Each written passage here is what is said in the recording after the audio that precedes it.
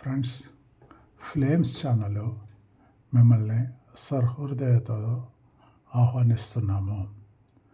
మీరు ఈ పిక్చర్లో మీ స్క్రీన్స్ మీద చూసే పిక్చరు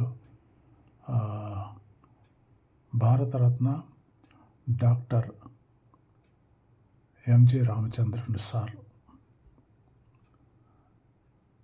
ఆయన గ్లోబల్ స్టార్ అండి, నిజమైన గ్లోబల్ స్టార్. నిజమైన, మళ్ళీ రిపీట్ చేస్తున్నాను, నిజమైన global star, truly global star. ఆ రోజుల్లో 60 సంవత్సరాలకు ముందర మాట. అర్థమైంది అనుకుంటాను మీకు. ఇప్పుడు సార్ గురించి, ఎంజిఆర్ సార్ గురించి ఒక 4 చిన్న వార్తలు. ఒకసారి ఎంజిఆర్ గారు చెన్నైకి, అప్పుడు మెడ్రాస్ కదా 60 సంవత్సరాలకు ముందర, అప్పుడు 60 సంవత్సరాలకు ముందర ఈ పట్టణం పేరు మెడ్రాసు, ఇప్పుడు చెన్నై కదా, పేరు మార్చారు. సో ఆ పాత 60 సంవత్సరాలకు ముందర కథ కాబట్టి పాత పేరునే ఉపయోగిస్తాము. ఈ జనరేషన్ పిల్లలకి మెడ్రాస్ అంటే తెలియదేమో, అందుకని మెడ్రాస్ని పేరు మార్చి ఇప్పుడు చెన్నై అంటున్నారు. సో ఎంజిఆర్ సారు మెడ్రాస్కి పక్కన చెంగల్పట్టు అని ఒక టౌన్ ఉంది. అక్కడ చెంగల్పట్టులో ఏదో ఫిలిం షూటింగ్ ముగించుకొని అర్ధరాత్రి కారులో ఆయన మెడ్రాస్కి అవుట్స్కట్స్లో రామావరం తోటం అని ఉంటుంది, అక్కడ ఆయన ఎంజిఆర్ సార్ గారు దాంట్లోనే ఉంటారు ఆయన ఇల్లు. జంగలపట్టు నుంచి రాత్రి మంచి నడి రాత్రుల్లో కారులో వస్తున్నాడు ఆయన ఇంటికి, ఫిలిం షూటింగ్ ముగించుకొని వస్తుంటే మధ్య దారిలో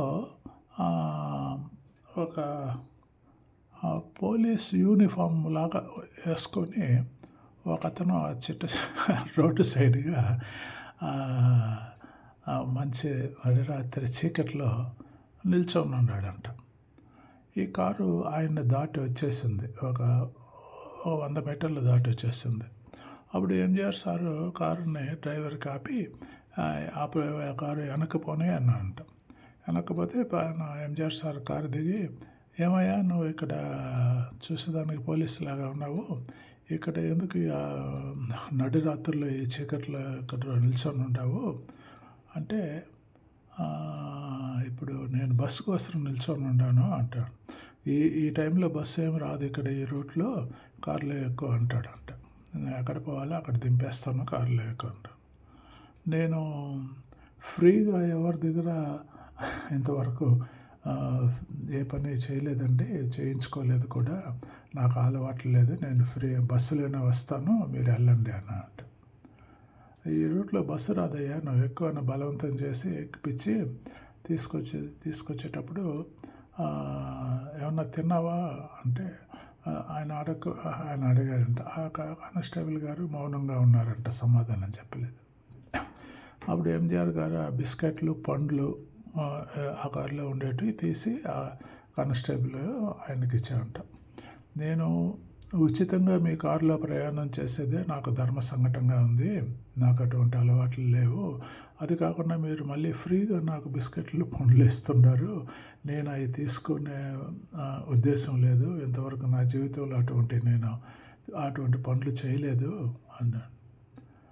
ఇంకా ఎంజిఆర్ గారికి ఏం చెప్పాలో అర్థం కాలేదు. ఆ తర్వాత ఒక అర్ధగంట అంత టైం అయింది, ఒక గంట ప్రయాణం చేసి కారులో ఆయన మధ్యలో అడిగాడంట, ఎవరు ఎంజిఆర్ని చూస్తే అందరూ వేసి దండాలు పెట్టి కాళ్ళ మీద పడి పొగిరేవాళ్ళు, నువ్వెంతగానో అంత గొప్పలు చెప్పేవాళ్ళు ఉంటారు, కానీ ఈయన ఆ total journey time 1/2 hour to 45 minutes ఎంత మౌనంగానే ఉండంటే ఏం మాట్లాడలేదంట.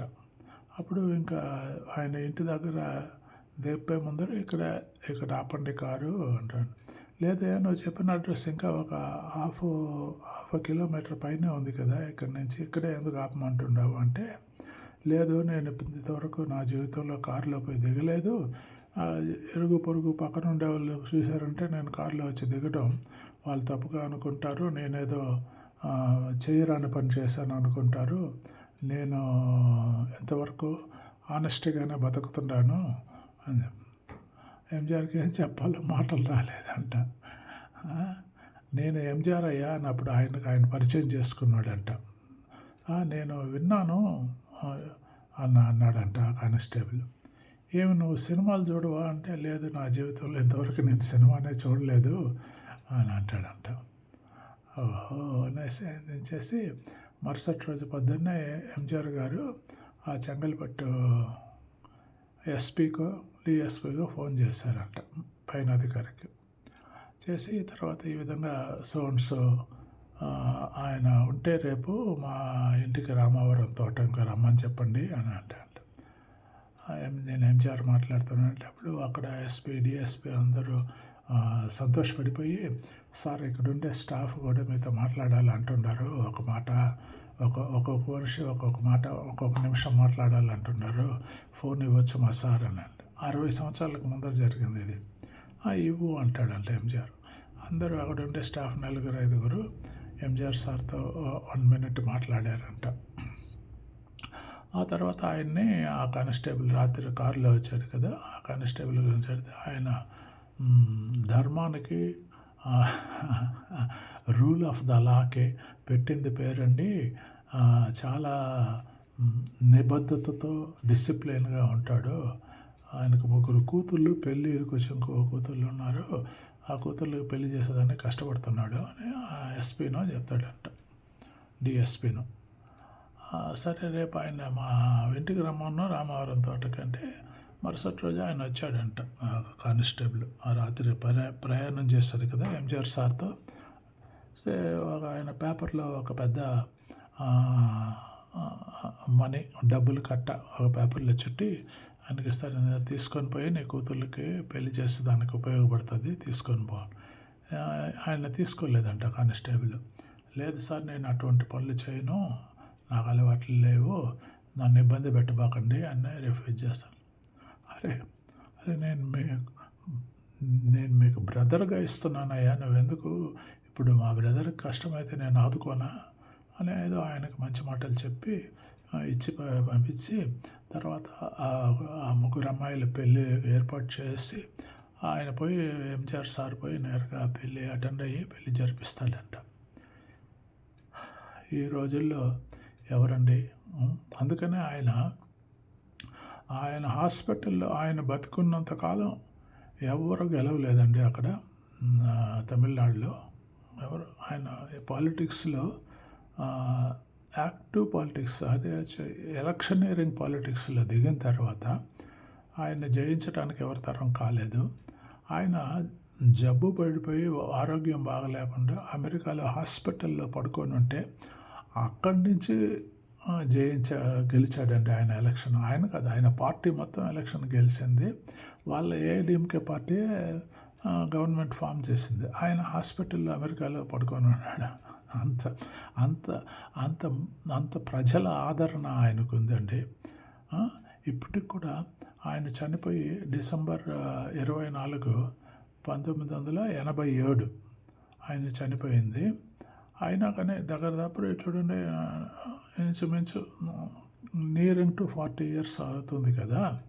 అయినా కానీ ఆయన ఫోటో పెట్టుకొని ఏఐడిఎంకే వాళ్ళు ఇంకా ఎలక్షన్ ఓట్లు తండుకుంటున్నారు, గెలుస్తున్నారు కూడా. That is the power of global star, real global star. జిందాబాద్ ఎంజీఆర్ నామం. ఎనీవే ఫ్రెండ్స్, ఏదో చిన్న కష్టపడి ఈ పనులన్నీ చేసి ఈ వీడియోలన్నీ మేము ముందర పెడుతున్నాను. నాకు చిన్న సపోర్ట్ చేయండి please. Like, subscribe and comment please. Thank you.